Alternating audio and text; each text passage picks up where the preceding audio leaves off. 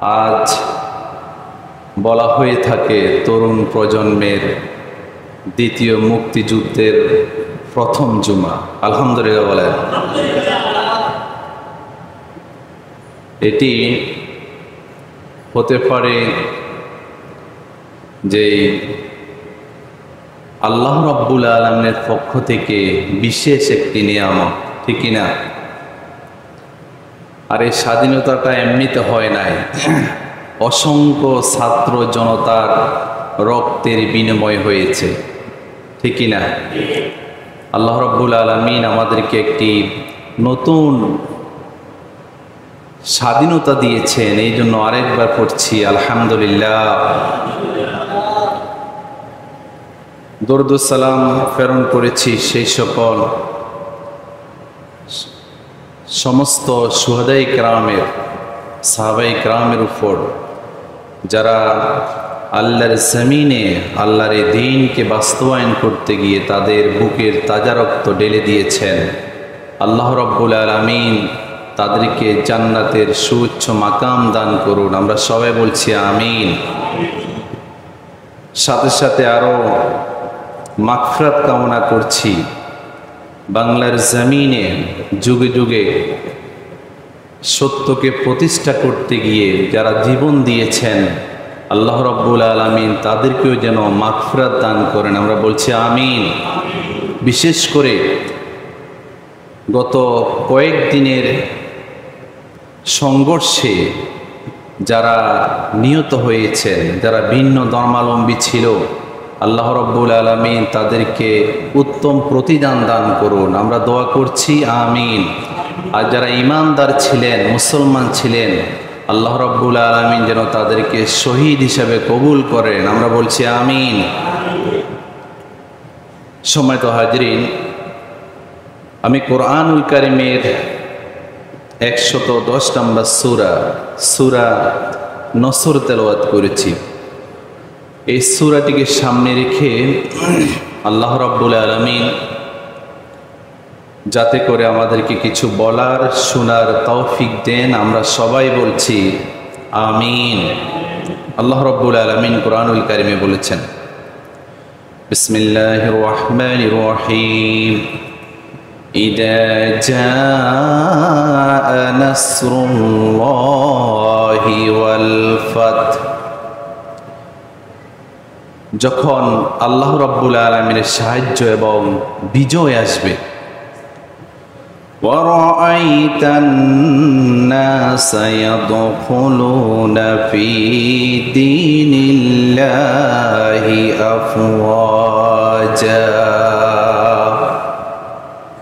রাসূল, ওই সময় আপনি দেখবেন যে তারা দলে দলে আল্লাহর দ্বীন ইসলামে প্রবেশ করছে। فسبح بحمد ربك واستغفره إنه كان توابا। আল্লাহ রাসূলকে আল্লাহ রাব্বুল আলামিন বলছেন, হে রাসূল, ওই সময় আপনি কি করবেন? ফাসাব্বিহ বিহামদি, আপনি আপনার রবের পালনকর্তার প্রশংসা এবং পবিত্রতা ঘোষণা করুন। ওয়াস্তাগফিরহু, এবং আল্লাহর কাছে ক্ষমা চান। ইন্নাহু কানা তাওয়াবা, নিশ্চয়ই তিনি সর্বাধিক তাওবা কবুলকারী। সম্মানিত হাজিরিন, কোরআনুল কারীমের ছোট্ট ছোট্ট যতগুলা সূরা আছে, বেশিরভাগ সূরা হচ্ছে মাক্কি সূরা। শুধুমাত্র সূরা নসরটি হচ্ছে মাদানী সূরা। আর মক্কা এবং মাদানী এটি পার্থক্য করার জন্য হিজরতটা হচ্ছে মানদণ্ড। হিজরতের আগে যে সূরাগুলো নাজিল হয়েছে সবগুলো মাক্কি, আর হিজরতের পরে যেগুলো নাজিল হয়েছে সেটি মাদানী। এই সূরাটি যখন নাজিল হয়, রাসূল কিন্তু মদিনায় ছিলেন না, রাসূল মক্কায় ছিলেন। কিন্তু সূরাটি মাক্কি নয়, সূরাটি মাদানী, যেহেতু হিজরতের পরেই এটি নাজিল হয়েছে। আল্লাহ রাব্বুল আলামিন এখানে যে কথাগুলো বলছেন, এই সূরাটির নামকরণ করা হয়েছে এই সূরার একেবারে প্রথম আয়াতের একটি শব্দ থেকে, নসর। নসর শব্দের অর্থ হচ্ছে সাহায্য। এই শব্দটি থেকেই আল্লাহ রাব্বুল আলামিনের কোরআনুল কারীমের ছোট্ট সূরাটির নামকরণ করেছেন সূরাতুন নসর। বিষয়বস্তুর দিকে যদি আমরা এটি লক্ষ্য করি,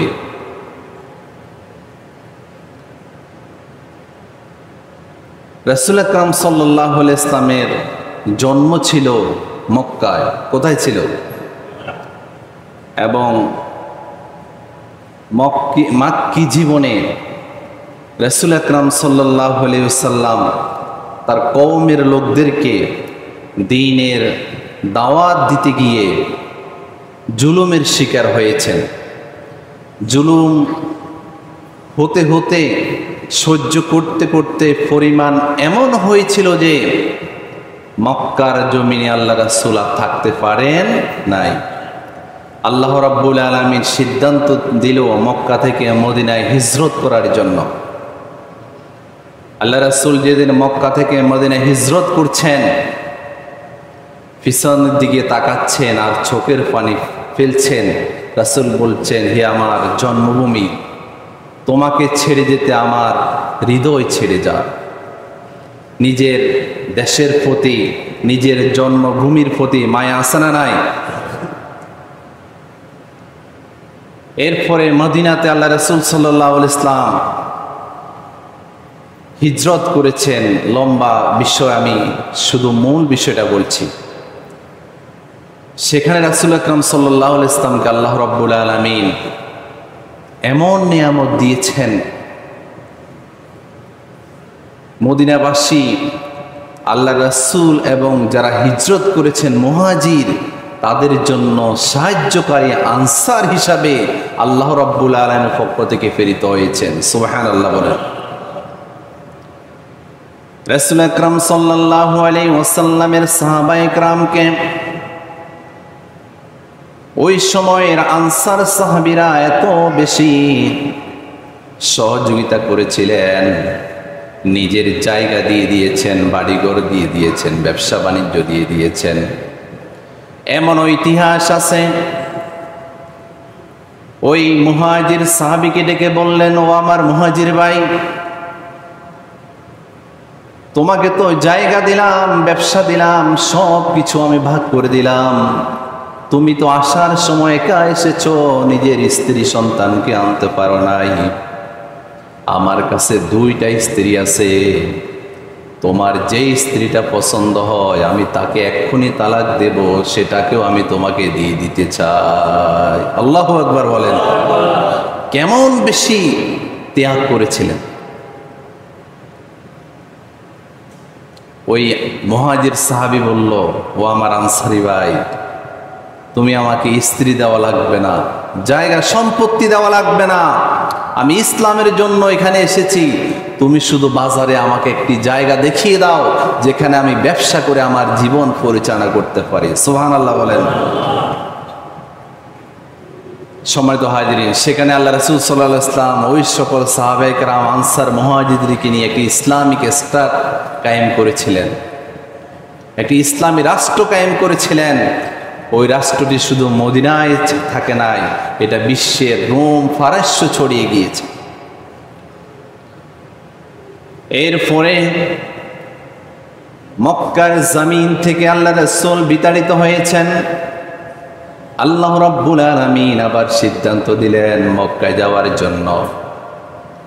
রমজান মাসে 17 রমজান, সেদিনও ছিল সোমবার।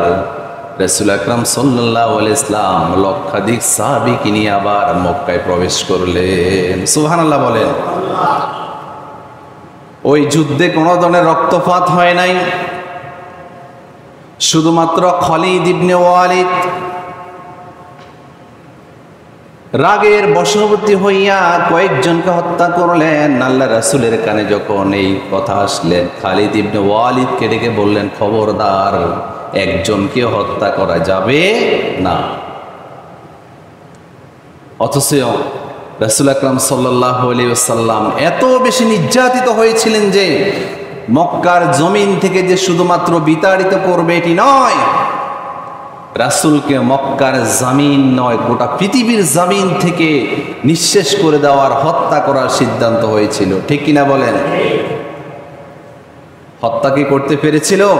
পারে নাই। কারণ মানুষের হায়াত এবং মাউতের সিদ্ধান্ত জমিনে হয় না, সিদ্ধান্ত হয় আসমানে। কোথায়?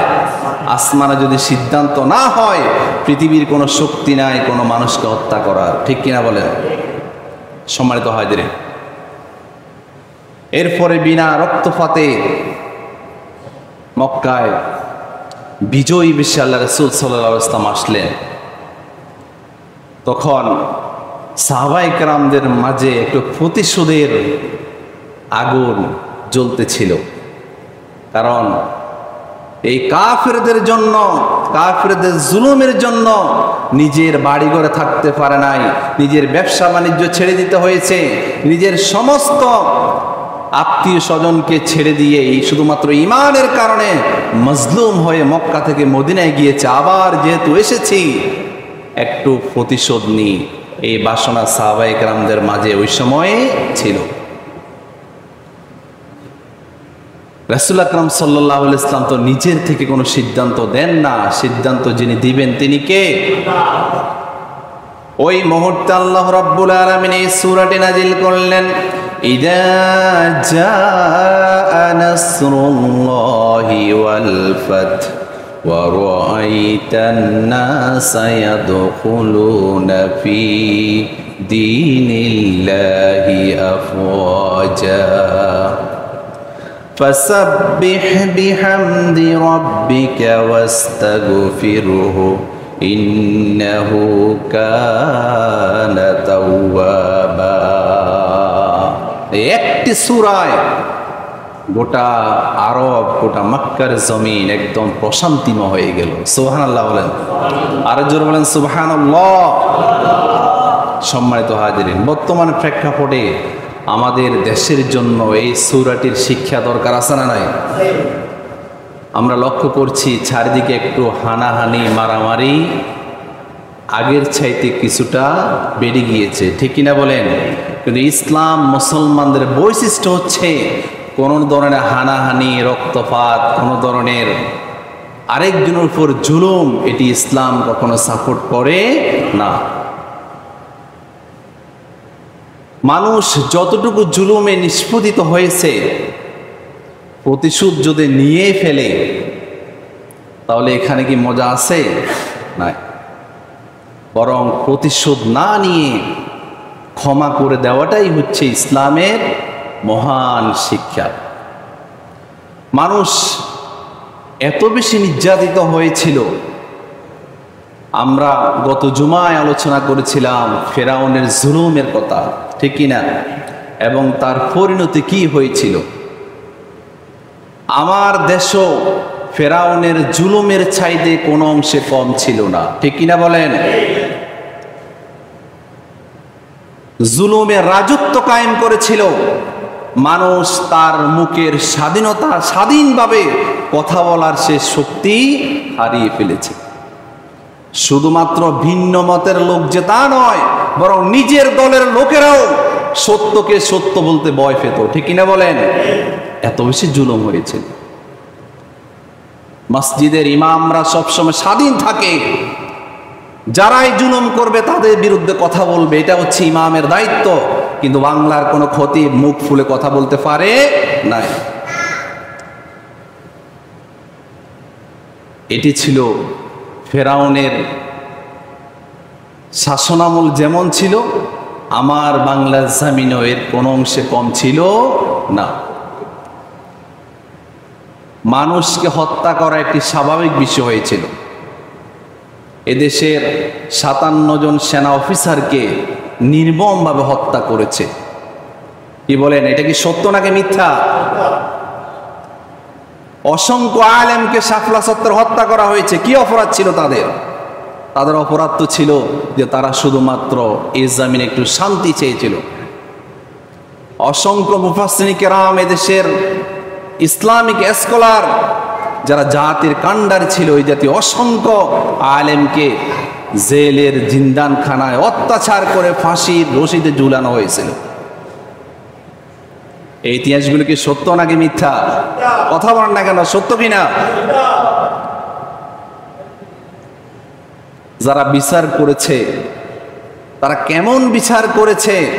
কয়েকদিন আগে বিচারপতি শামসুদ্দিন মানিকের সাক্ষাৎকার দেখলে বোঝা যায় যে এরা শুধুমাত্র বিচারের চিন্তা নিয়ে বিচার করে নাই, বরং তারা খোদের বশবর্তী হয়ে বিচার করেছে ভিন্ন মতকে কিভাবে দমন করা যায়।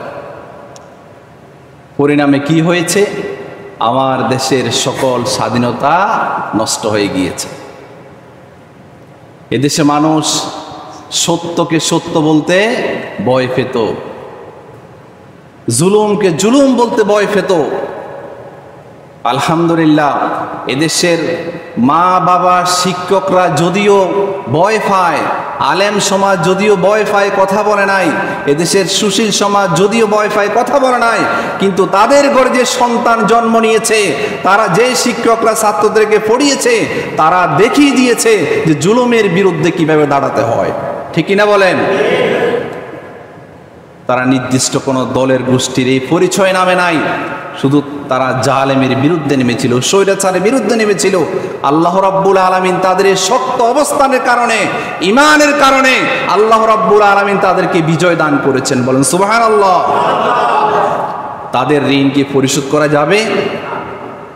আপনি হয়তো দলীয়ভাবে বিভিন্ন চিন্তা করতে পারেন, আপনিও কোনো অংশে জুলুমের থেকে বের হতে পারেন নাই, আপনিও জুলুমের শিকার হয়েছেন। দেশ যদি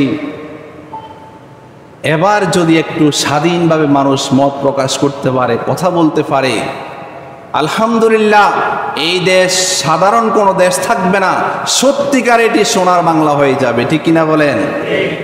আমরা তো এমন একটি রাষ্ট্র চাই যে রাষ্ট্র সব মানুষের অধিকার সমান থাকবে। কেউ থাকবে 10 তলায়, কেউ 5 তলায়, কেউ থাকবে গাছতলায়, কেউ নির্যাতিত হবে আর কেউ জুলুম করবে। এই জাতীয় রাষ্ট্র আমরা চাই না। ইসলামের শিক্ষা হচ্ছে এটি। সম্মানিত হাজিরিন, মক্কার জমিনও এক সময় এমন ছিল, আল্লাহ রাব্বুল আলামিন তখন মানুষকে একটু স্বাধীন করলেন, মক্কা বিজয় করলেন। আল্লাহ রাব্বুল আলামিন বলেন, ইযা জাআ নাসরুল্লাহি ওয়াল ফাতহ, হে রাসূল, যখন আল্লাহর সাহায্য এবং বিজয় আসবে, আল্লাহ রাব্বুল আলামিনের সাহায্য এবং বিজয় আসবে। বলুন তো, প্রত্যেকটি সাহায্য এবং বিজয়ের মূল কারিগর যিনি, তিনি কে? আরো জোরে বলেন, তিনি কে? মানুষ নিজে নিজে কোনো ধরনের বিজয় আনতে পারে না। আমি আশ্চর্যান্বিত হয়েছি যে ছাত্র আন্দোলন যখন চলতেছে, একদিকে ছেলেরা পুলিশের সাথে যুদ্ধ করছে আর আরেক দিকে রাস্তার মধ্যে নামাজ পড়ছে। সুবহানাল্লাহ বলেন। সাহায্য বিজয় দান করেছেন তিনি কে? আল্লাহ রাব্বুল আলামিন। ছাত্রদের কাছে, আম জনতার কাছে এই দেশের মানুষগুলো কিয়ামত পর্যন্ত ঋণী থাকবে। যেটা কেউ পারে নাই সেটা ছাত্ররা করে দেখিয়ে দিয়েছে। আল্লাহ রাব্বুল আলামিনের যখন বিজয় আসবে, সাহায্য আসবে,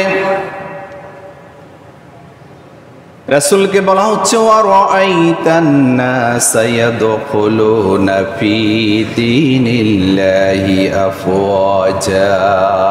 হে রাসূল, আপনি দেখবেন লোকেরা দলে দলে তখন ইসলামে প্রবেশ করছে। এতদিন পর্যন্ত মক্কার জমিনের লোকেরা ইসলামকে সঠিকভাবে পালন করতে ভয় পেয়েছে, কিন্তু ইসলামকে ভালোবাসত। ইসলামের কোনো বিধান যদি পুরোপুরি মানতে যেত, তাহলে কাফেররা তাদের উপর জুলুম নির্যাতন শুরু করে দিত। ঠিক কিনা বলেন? বলুন তো, মক্কার প্রেক্ষাপট আর আমাদের দেশের প্রেক্ষাপটে কোনো বেশ কম ছিল? কথা বলেন, ছিল কিনা? ছিল না। এই দেশেও যারা দাড়ি রাখতো তাদের জন্য বিপদ ছিল, যারা জুব্বা পরতো তাদের জন্য বিপদ ছিল, যারা আলেম নামাজ দিয়ে চলতো তাদেরকে বিভিন্ন ট্যাগ দেয়া হতো, যারা ইসলাম মানতো তাদের পরিবারগুলোকে ধ্বংস করা হতো। এই দেশে পর্দার কোনো স্বাধীনতা ছিল না। এদেশে মা বোনরা তাদের নেকাব পড়ার স্বাধীনতা পর্যন্ত হারিয়ে ফেলেছে। মক্কার জমিনে এমন ছিল, ইসলাম মানতে ওই সময় অনেক কঠিন ছিল। রাসূলকে আল্লাহ রাব্বুল আলামিন বললেন, হে রাসূল, আপনি এখন দেখবেন মানুষেরা দলে দলে ইসলামের বিধানগুলো মানছে। আগে যে বাধা ছিল এখন সে বাধা নাই, এখন মানুষগুলো ইসলাম মানতে চায়। যারা আগে ভয়ে ইসলাম পালন করতেন না, এখন আপনার কাছে কালিমা গ্রহণ করতে চায়। হতে পারে সাহাবায়ে কেরাম ওই সময় বলেছিল যে এখন বিপদের সময় যারা সহযোগিতা করে নাই, এখন কেন তারা ইসলামে আসে? আল্লাহ রাব্বুল আলামিন বলছেন এটি কোনো অসুবিধা নাই, বরং এটি ইসলামের একটি বিজয়। বিজয় যখন আসবে ইসলামকে মানার জন্য মানুষ পাগল হয়ে যাবে। সুবহানাল্লাহ বলেন। কারণ ইসলামে হচ্ছে শান্তি, ইসলাম ছাড়া আর কোথাও শান্তি পাওয়া যায় না। আছে কি না? নাই। তখন রাসূল আকরাম সাল্লাল্লাহু আলাইহি ওয়াসাল্লামকে এবং ওই সময়ের মুসলমানদেরকে আল্লাহ রাব্বুল আলামিন কর্মসূচি দিলেন, যখন বিজয় আসবে তখন কি করবে। বিজয় যখন আসবে আল্লাহ রাব্বুল আলামিন কর্মসূচি দিলেন, ফাসাব্বিহ বিহামদি রাব্বিকা ওয়াস্তাগফির ইন্নাহু কানা তাওয়াবা। ফাসাব্বিহ, হে রাসূল আপনি পবিত্রতা ঘোষণা করুন। কার? আর জোর বলেন কার? এখন মানুষ আগে জুলুমে নির্যাতিত নিষ্পতিত হয়েছে, এই জন্য আল্লাহ রাব্বুল আলামিনকে বেশি ডেকেছে। আর এখন আল্লাহকে ডাকার দরকার নাই। বিষয়টি কি এমন? কথা বলেন এমন কিনা? স্বাধীনতা অর্জনের চাইতে স্বাধীনতা রক্ষা করা অনেক কঠিন। অনেকে বিজয় উল্লাস দাঙ্গা হাঙ্গামা শুরু করে দিয়েছে। অমুকের বাড়িতে ভাঙচুর, অমুকের দোকানে আগুন, এরপরে অমুককে মারা, এরপরে হত্যা করে ফেলা, এবং কি আইন শৃঙ্খলা বাহিনীকেও শুধু হত্যা করা নাই, জবাই করে দেওয়া হয়েছে। বলুন তো এটা কি শান্তি নাকি অশান্তি? এখন তো অনায়াসে লোকজন বলবে এটার জন্য কি স্বাধীনতা হয়েছিল, স্বাধীন হয়েছিল দেশ? ন্যূনতম যদি কেউ জুলুম করে, আল্লাহ রাব্বুল আলামিন প্রত্যেকটি জুলুমের বিচার করবেন কিনা? কথা বলেন করবেন কিনা? সে যেই হোক। আমি আলেম হয়ে যদি জুলুম করি তার বিচার আছে না নাই? আপনি যেই দলেরই হন না কেন, যে ধর্মের হন না কেন, যদি জুলুম ন্যূনতম করা হয়, আল্লাহ রাব্বুল আলামিন জুলুম কখনো এই পৃথিবীতে স্থায়ী রাখেন না। জালেমদেরকে অত্যন্ত অপমানের সাথে এই পৃথিবী থেকে বিদায় নিতে হয়। জালেম কখনো সম্মানের সহিত বিদায় নিতে পারে? ফেরাউন কি সম্মানের সহিত বিদায় নিয়েছে? নমরুদ সম্মানের সহিত নিয়েছে? না, কোনো জালেম নিতে পারে নাই। যারা দেশের রাষ্ট্র পরিচালনা করেছে তাদের বিদায়িত হওয়ার কথা ছিল সব চাইতে জাঁকজমকপূর্ণ, কিন্তু ফিসনের দরজা দিয়ে ফালাইতে হইল কেন? এটা দ্বারা বোঝা যায় জুলুমের চরম পর্যায়ে যারা চলে যায়। ফেরাউন নমরুদের যে অবস্থা হয়েছিল, পৃথিবীর প্রত্যেকটি জালেমের অবস্থা ঠিক তেমনই হবে। ঠিক কিনা বলেন? ব্যতিক্রম হবে না। অতএব এক জুলুম থেকে বাঁচার পরে আপনারা আবার নতুন করে জুলুম শুরু করছেন কেন? এটি কখনো করা যাবে? ধৈর্য ধারণ করতে হবে। এমন একটি রাষ্ট্র তো আমরা চাই, এমন একটি সমাজ চাই যেখানে কোনো জুলুম থাকবে না। যারা আপনাকে কষ্ট দিয়েছে আপনি অন্তর থেকে ক্ষমা করে দিন। প্রতিদান যিনি দিবেন তিনি কে? আমরা গত আগের জুমায় বা কয়েক জুমা আগে বলেছিলাম, আল্লাহ রাসূল সাল্লাল্লাহু আলাইহি ওয়াসাল্লাম তার একজন সাহাবীকে একবার দুইবার নয় তিনবার জান্নাতি বলেছেন। কয়বার? আরো জোরে বলেন কয়বার? খোঁজ খবর নিয়ে একজন সাহাবী তার বাড়িতে চলে গেলেন যে কি আমল করে যে আমলের কারণে তাকে আল্লাহ রাসূল তিনবার জান্নাতি বলেছেন। ওই সাহাবী দেখলেন আমি যেভাবে নামাজ পড়ি ওই সাহাবী ঠিক একইভাবে নামাজ পড়ে, কোনো পার্থক্য নাই। 3 দিন 3 রাত থাকার পর ওই সাহাবীকে জিজ্ঞেস করলো, আমার সাহাবী ভাই, তোমাকে আল্লাহ রাসূল মসজিদে নববীতে 3 বার জান্নাতি বলেছে, কিন্তু তোমার আমলের মধ্যে তো কোনো বেশ কম নাই, আমি যা করি তুমিও তা করো। ওই সাহাবী বলল, আমি তো অন্য কোনো আমল করি না, তোমাদের মতো আমল করি। তবে হ্যাঁ, আমি এমন একটি ইবাদত করি, আমি এমন একটি কাজ করি, আর সেটি হচ্ছে আমি প্রত্যেক দিন যখন ঘুমোতে যাই, আমাকে যারা কষ্ট দিয়েছে, আমাকে যারা আমার প্রতি যারা জুলুম করেছে, অন্যায় করেছে, আমি তাদেরকে অন্তর থেকে ক্ষমা করে দিই। সুবহানাল্লাহ বলেন। হয়তো এই জন্য আল্লাহ রাব্বুল আলামিনের রাসূল আমাকে জান্নাতি বলেছেন। সুবহানাল্লাহ বলেন। তাহলে আমাকে যারা মেরেছে আমিও তাকে মারবো, এই জাতীয় কাজ হতে পারে না। আপনি ক্ষমা করে দেন।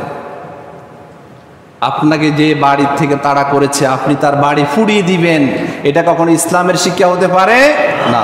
তাহলে আপনিও তো জালেম, আপনিও তো জুলুম করছেন। আপনাকে আঘাত করেছে এই জন্য আপনিও তাকে হত্যা করবেন, এটা কি ইসলামের শিক্ষা হতে পারে না। বরং অন্তর থেকে ক্ষমা করিতে হবে। এদেশের বড় বড় স্কলারদেরকে, যারা রাষ্ট্র পরিচালনার জন্য ইসলামিক চিন্তা নিয়ে যারা এই দেশে আবির্ভূত হয়েছিলেন, এদেশে বাংলাদেশ জামাত ইসলামের কেন্দ্রীয় সকল দায়িত্বশীলদেরকে হত্যা করা হয়েছে প্রহসনের বিচারের মাধ্যমে। আমাদের প্রিয় মুফাসসির দেলাওয়ার হোসেন সাঈদীকে জেলের অভ্যন্তরে রেখে তাকে হত্যা করা হয়েছে। এই জন্য যদি প্রতিশোধ নিয়ে নেয়, এত বেশি নির্যাতনের পরেও যদি প্রতিশোধ নিয়ে নেয়, তাহলে জালেম আর মজলুমের মধ্যে কোনো পার্থক্য থাকে? কথা বল, থাকে কিনা? বরং ক্ষমা করে দেওয়াটাই হচ্ছে উত্তম গুণ। কারণ সবগুলো ফয়সালা হবে এক জায়গায়, এক কিয়ামতের মাঠে। আর যিনি ফয়সালা করবেন, সেদিন মাজলুমের পক্ষে যিনি থাকবেন, তিনি হচ্ছেন আমার আপনার রব আল্লাহ। সেদিন কারো প্রতি কোনো জুলুম করা হবে? ওই ফাঁসির রশিগুলো সেদিন সাক্ষী হয়ে যাবে অন্যায়ভাবে আমাকে তার গলায় লাগানো হয়েছিল। সম্মানিত হাজিরিন, এই কথাগুলো এই জন্য বলেছি, জুলুম যা হয়েছে, এখন আর জুলুম করার কোনো সুযোগ আছে? জুলুম করা যাবে না। বরং এখন একে অপরের প্রতি সহানুভূতিশীল হয়ে যেতে হবে। আল্লাহ রাব্বুল আলামিন আমাদেরকে ইসলামের সেই সুমহান শিক্ষা থেকে নিজেদের জীবন পরিচালনা করার তৌফিক দিন। সবাই বলি আমিন। ওয়া মা তৌফিক ইল্লা বিল্লাহ। আসসালামু আলাইকুম ওয়া রাহমাতুল্লাহি ওয়া বারাকাতুহু।